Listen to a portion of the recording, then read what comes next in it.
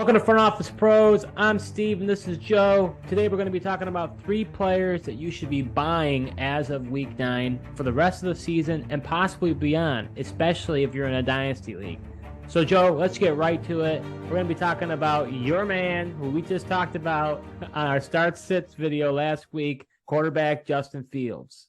Yeah, Steve, I told you, Justin Fields, I was really excited about him, facing the Miami Dolphins defense, and told you there's 3 matchups in a row I was looking forward to. Now over the next 2 weeks, I'm going to stick with Justin Fields here. And, Justin Fields didn't disappoint. I mean, that there's a bunch of times there in that game where Miami and Chicago are just going back and forth. And it's, crazy with the names that the Dolphins have on defense there that it's not better. But, Fields was able to exploit them for 3 touchdowns and got the ground game working. So I think I saw he was the first quarterback with 3 passing touchdowns and then 175 rushing yards in a game as well. That was pretty impressive. Yeah, it's incredible. I'm really glad I listened to you. I would have won my matchup otherwise, but I ended up going with him. But this is what I think I needed to see as a Fields owner.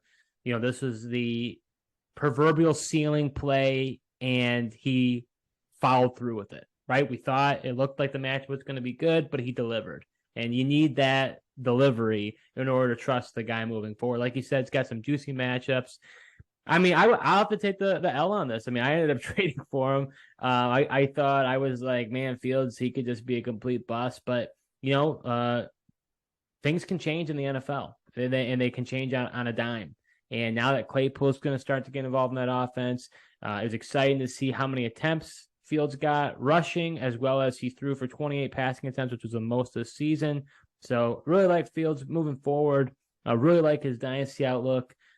If nothing else, he will be a starter in your league, hopefully for a few years to come. We'll see if he gets to that in that 3rd year. Does he really take the next jump?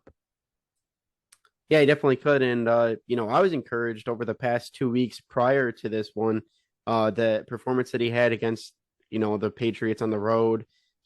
He had really started to kind of put things together. And then once he did it against Dallas, it gave me full confidence that he was just going to be a smash play against the Dolphins this week. And then if you're, in a redraft league, this guy gets the Detroit Lions week 17, as most of your guys' championship games are that week. So you definitely want to take a look at this guy and get him on the roster. He's got some juicy ones, but then after the bye, he, faces the Bills and Eagles, which are tough. But then, like I said, championship game, though, he gets the Lions. Man, he's got the Falcons too on the schedule, and we know they're not very good. So No. Let's talk about the next player, running back Jeff Wilson. As a Mostert owner, I'm kind of disappointed that this guy just came in right in, already being a part of that McDaniel system with the 49ers last year. And he just comes right in and gets the lion's share of the carries, and Mostert just gets pushed by the wayside. Luckily he got the first quarter touchdown, but then after that, it was really just all Jeff Wilson. I was kind of surprised that he was as heavily utilized as he was, but he definitely, he's the younger player and definitely showed that he has a lot more juice than Mostert when he was out there. He really took advantage. Yeah, you mentioned, I mean, Jeff Wilson's only 26 years old, is still in that age, area that I would say you should feel comfortable that he should continue to perform. He knows McDaniel's system, which, again, like you said, I didn't expect him to get as involved as he did. He got involved pretty quickly. Mostert's value took a considerable hit. We were concerned about that. We talked about it, and unfortunately, we were right. So I would say you've got to pick up Wilson. He's a guy that looks like he may be the guy you want now over Mostert. And Mostert's 30 years old, 1 injury away, and see you later. So, I mean, it's not like he has much going for him. And in the future, because of that, in that knowledge base and that awareness of McDaniel's system, I think Jeff Wilson is probably going to be there again next year. I know he's a free agent. I can't see why he wouldn't re-sign with the Dolphins. Maybe they bring a running back. I would think they would bring someone in to complement him, maybe in the draft or otherwise. But he's going to be a guy that's going to be worth having, I'd say moving forward. Yeah, I agree. And then, if you are somebody who has Mostert, definitely don't drop him. I would keep him because both of these guys have injury histories. And, if Wilson does go down, I mean, it will be Mostert's backfield again, and he's shown that when he's healthy, he can perform for fantasy as well. All right, so our last buy that we're telling you need to get this guy is wide receiver Terrace Marshall.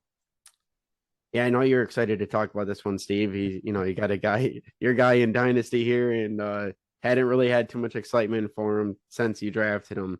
But finally seeing him hit the field and showing his talent once again, another LSU wide receiver here. And, one encouraging thing was it didn't matter whether it was PJ Walker quarterback or even when Baker came in, he was still utilizing the offense.